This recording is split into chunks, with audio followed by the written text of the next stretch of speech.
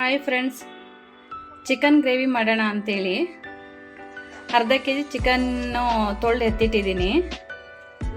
ಸಣ್ಣದು 2 ಈರುಳ್ಳಿ, 1 ಟೊಮೊಟೊ, ಸ್ವಲ್ಪ ಕರಿಬೇವಿನ ಸೊಪ್ಪು, ಚಕ್ಕೆ 1 ಇಂಚಷ್ಟು, ಲವಂಗ 3-4, ಬೆಳ್ಳುಳ್ಳಿ, ಶುಂಠಿ ಸ್ವಲ್ಪ, ಬಾದಾಮಿನ ನೆನೆಸಿಟ್ಟು ಸಿಪ್ಪೆ ತೆಗೆದೆತ್ತಿಟ್ಟಿದ್ದೀನಿ, ಒಂದು 5-6. ಈಗ ಚಿಕನ್ ಗ್ರೇವಿಗೆ ರುಬ್ಕೊಳ್ಳೋದಕ್ಕೆ ಅಂತೇಳಿ ಸ್ವಲ್ಪ ಕರಿಬೇವಿನ ಸೊಪ್ಪು ಮತ್ತು ಈರುಳ್ಳಿ ಚಿಕ್ಕದು 2 ಕಟ್ ಮಾಡಿ ಎತ್ತಿಟ್ಟಿದ್ದೆ, ಅದು 1 ಟೊಮೊಟೊ ಹಾಕ್ತಾಯಿದ್ದೀನಿ ಕಟ್ ಮಾಡಿ. ಮತ್ತು ಏನಾಗಲೇ ಸಿಪ್ಪೆ ತೆಗೆದು ಎತ್ತಿಟ್ಕೊಂಡಿದ್ವಲ್ಲ ಬಾದಾಮಿನ, ಅದನ್ನು ಹಾಕ್ತಾಯಿದ್ದೀನಿ 5. ಮತ್ತು ಚಕ್ಕೆ ಮತ್ತು ಲವಂಗ ಹಾಕ್ತಾಯಿದ್ದೀನಿ.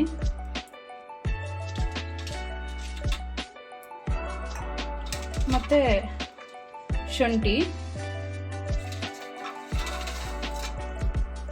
ಬೆಳ್ಳುಳ್ಳಿ ಎಷ್ಟು ಒಂದು 6-7 ತೊಗೊಂಡಿದ್ದೀನಿ, ಅರ್ಧ ಕೆಜಿ ಚಿಕನ್ ಆಗಿರೋದ್ರಿಂದ. ಈಗ ಇದನ್ನು ಮಸಾಲೆನ ರುಬ್ಕೊಂಡಾಗಿದೆ, ಈ ಥರ ನೈಸಾಗಿ ರುಬ್ಕೋಬೇಕು. ತೊಗೊಂಡಿದ್ದೀನಿ, ಅದರಲ್ಲಿ ಸ್ವಲ್ಪ ಎಣ್ಣೆ ಹಾಕ್ತಾಯಿದ್ದೀನಿ. ಎಣ್ಣೆ ಬಿಸಿಯಾಗಿದೆ. ಈಗ ಅದರಲ್ಲಿ 4 ಎಷ್ಟಷ್ಟು ಬೆಳ್ಳುಳ್ಳಿ ಜಜ್ಜಿ ಹಾಕಿದ್ದೀನಿ. 1 ಚಿಕ್ಕದಾಗಿರೋ ಈರುಳ್ಳಿನ ಕಟ್ ಮಾಡಿ ಎತ್ತಿಟ್ಟಿದ್ದೀನಿ, ಅದನ್ನು ಹಾಕ್ತಾಯಿದ್ದೀನಿ. ಅದ್ರ ಜೊತೆನಲ್ಲಿ ಸ್ವಲ್ಪ ಕರಿಬೇವು,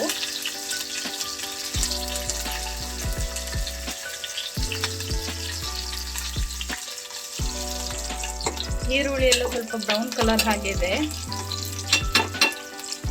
ಎಣ್ಣೆನಲ್ಲಿ ಬಾಡಿಸ್ಕೊಂಡ್ಮೇಲೆ ಏನು ಅರ್ಧ ಕೆಜಿ ಅಷ್ಟು ಚಿಕನ್ ತೊಳೆದಿದ್ವಲ್ಲ, ಅದನ್ನು ತೊಳೆದು ಎತ್ತಿಟ್ಕೊಂಡಿರೋ ಚಿಕನ್ನ ಈಗ ಇದ್ರೊಳಗಡೆ ಹಾಕ್ತಾ ಇದ್ದೀನಿ.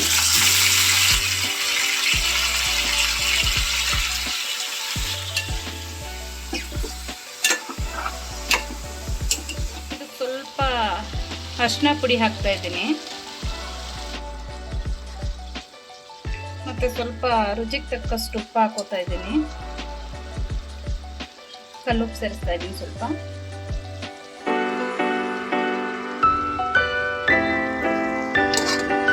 ಈಗ ಇದನ್ನು ಚೆನ್ನಾಗಿ ಮಿಕ್ಸ್ ಮಾಡಿಕೊಂಡು ಒಂದು 5-10 ನಿಮಿಷವರೆಗೂ ನೀರು ಸುಂದವರೆಗೂ ಮಾಡ್ಕೊಳ್ಳೋಣ. ನೀರು ಬಿಡುತ್ತೆ ಈಗ ಚಿಕನ್ದು. ನೀರೆಲ್ಲ ಸುಂದೋದ್ಮೇಲೆ ನಾವೇನು ರುಬ್ಬಿಟ್ಕೊಂಡಿದ್ದೀವಲ್ಲ ಆ ಮಸಾಲೆ ಸೇರಿಸ್ಕೋಬೇಕಾಗುತ್ತೆ. ಈಗ ಇದು ಒಂದು 5 ನಿಮಿಷದವರೆಗೂ 5-10 ನಿಮಿಷದವರೆಗೂ ಹಾಗೆ ಎಣ್ಣೆಯಲ್ಲಿ ಫ್ರೈ ಮಾಡ್ಕೊಳ್ಳೋಣ.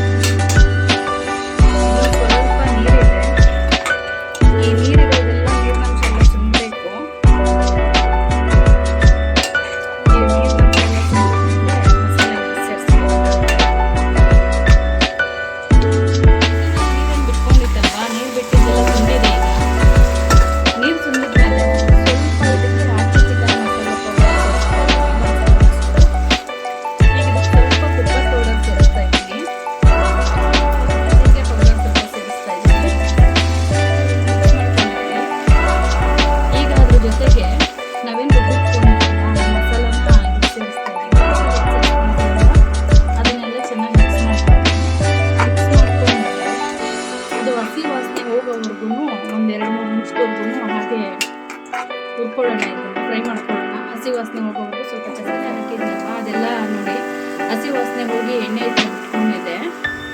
ಈಗ ಇದಕ್ಕೆ ನಮಗೆ ನೀರು ಎಷ್ಟು ಬೇಕಾಗುತ್ತೋ ಗ್ರೇವಿ ಅಷ್ಟು ನೀರು ಸೇರಿಸ್ಕೊಂಡು, ನಿಮ್ಗೆ ಎಷ್ಟು